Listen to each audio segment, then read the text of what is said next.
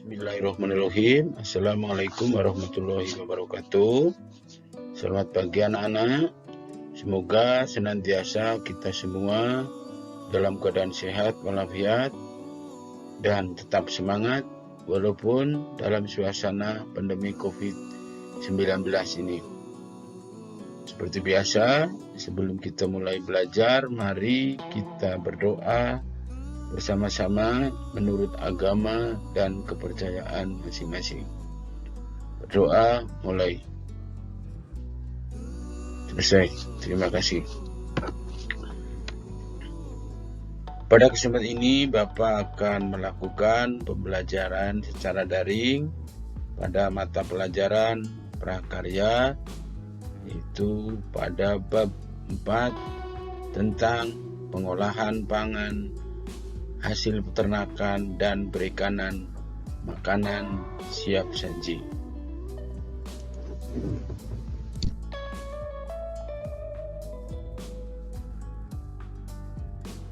Pada tema kita kali ini termasuk dalam kompetensi dasar 3.1, yaitu memahami pengetahuan tentang prinsip perancangan, pembuatan, penyajian, dan pengemasan hasil peternakan, yaitu daging, telur, susu, dan perikanan, yaitu ikan, udang, cumi-cumi, rumput laut, menjadi makanan yang ada di wilayah setempat.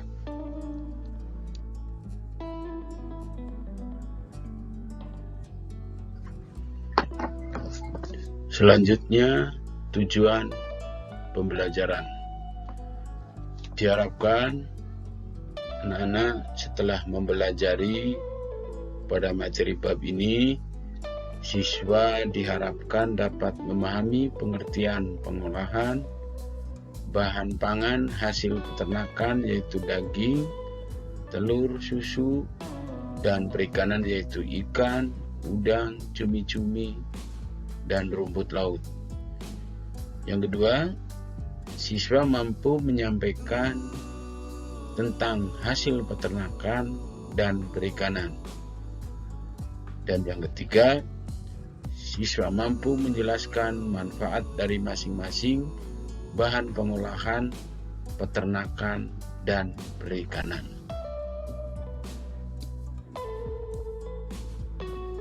Selanjutnya, pengertian pengolahan.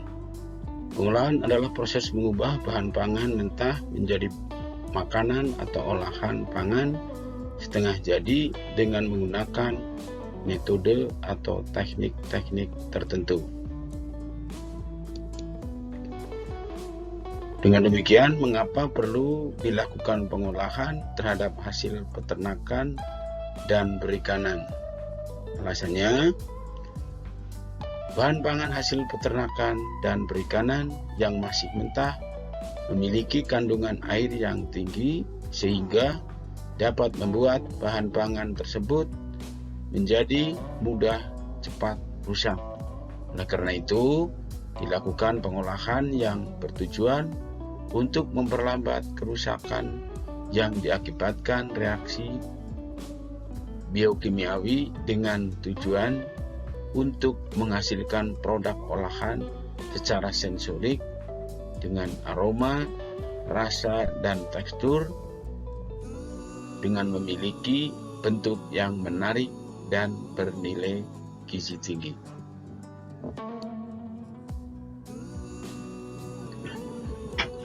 Selanjutnya, jenis-jenis hasil perikanan. Itu diantaranya adalah ikan. Ikan adalah anggota vertebrata poikilotermik atau berdarah dingin yang hidup di air dan bernapas dengan menggunakan insang. Ikan ditemukan di berbagai ekosistem. Berdasarkan ekologinya terbagi menjadi 3, yaitu perairan tawar, perairan payau, dan perairan laut. Kita lihat skemanya, yaitu jenis ikan air tawar.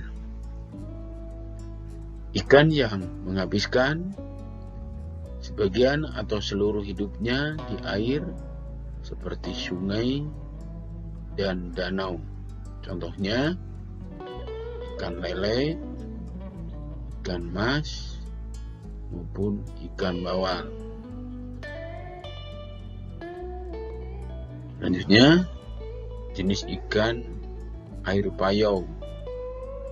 Ikan yang hidupnya di perairan payau yaitu merupakan percampuran antara perairan tawar dan perairan laut seperti muara.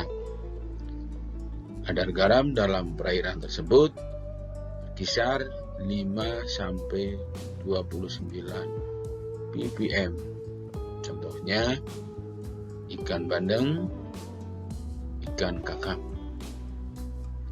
Berikutnya adalah jenis ikan air laut. Ikan yang hidup di laut dengan salinitas di atas 30 ppm. Ikan laut sangat banyak jenis dan ukurannya. Kandungan gizi ikan laut sangat lengkap dan baik untuk kesehatan. Contohnya ikan tuna, ikan tenggiri, dan ikan kembung. Coba perhatikan anak-anak, ini jenis-jenis udang yang kita temui di pasar maupun di supermarket. Ini sudah banyak ditemui di setiap pasar maupun di supermarket. Adapun jenis-jenis udang itu bermacam-macam. Ada udang dobol, udang rebon, udang windu, udang cerbung, udang lobster, dan udang kucing. Udang ini setelah diolah maka akan menghasilkan yaitu jenis makanan udang saus tiram, udang crispy, dan masih banyak yang lainnya.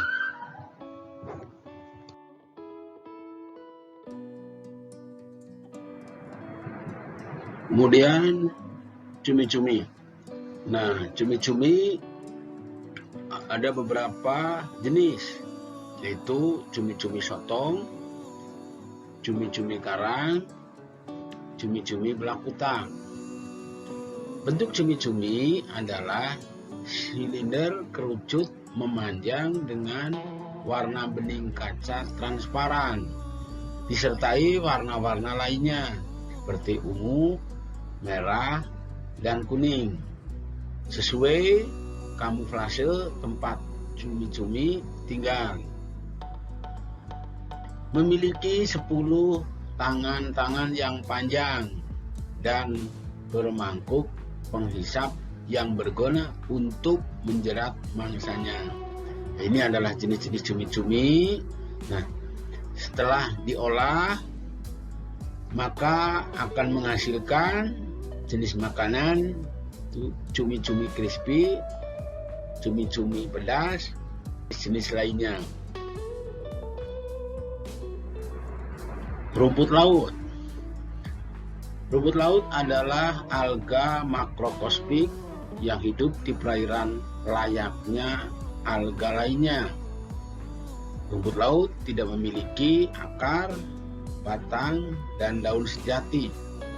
Seluruh bagian rumput laut disebut talus atau bahasa latinnya talus karena tidak memiliki akar. Rumput laut hidup menempel pada pasir, lumpur, kayu, karang mati, dan juga kulit kerang. Rumput laut hidup di perairan laut dangkal hingga kedalaman 200 meter. Ini adalah bentuk rumput laut, di mana rumput laut ini bisa menghasilkan bermacam-macam jenis olahan, sepertinya agar-agar ataupun jenis olahan lainnya.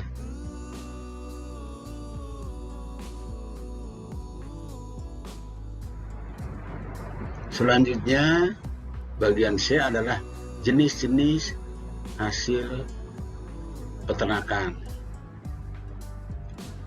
Sebagai sumber olahan pangan, berdasarkan warna dasar bahan pangan, daging dibedakan menjadi dua, yaitu daging berwarna putih, daging berwarna merah.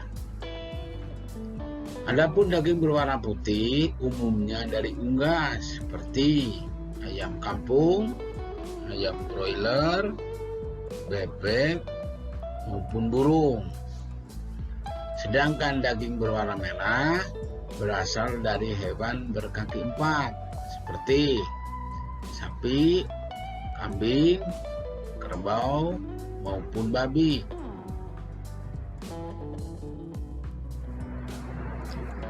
Kemudian telur. Telur ini bermacam-macam. Ada telur ayam kampung, telur ayam broiler, telur itik atau telur bebek, dan telur puyuh.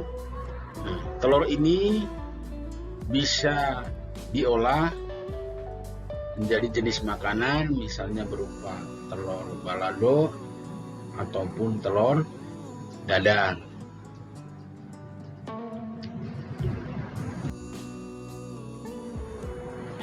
Kemudian susu. Susu adalah cairan berwarna putih yang disekresikan oleh kelenjar mamai pada binatang mamalia betina untuk bahan makanan dan sumber gizi untuk anaknya. Susu juga merupakan sumber gizi bagi tubuh manusia.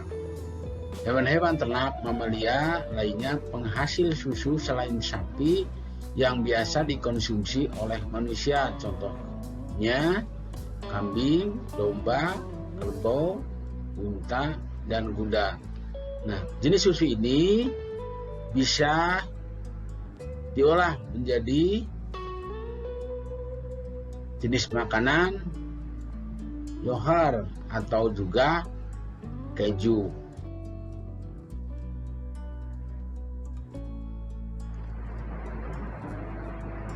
Setelah memahami hasil daripada perikanan dan peternakan, maka diperoleh manfaat ikan dan daging. Karena manfaat daripada ikan daging merupakan sumber penghasil protein. Di antara adalah sumber penghasil protein hewani. Fungsi protein antara lain sebagai zat pembangun, sebagai cadangan makanan dan sumber energi,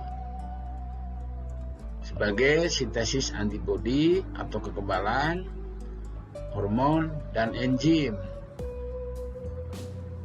sebagai pengatur keseimbangan kadar asam dan basa di dalam sel. Dan yang terakhir adalah pembentukan dan perbaikan sel serta jaringan, terutama pada anak-anak yang berada pada masa pertumbuhan.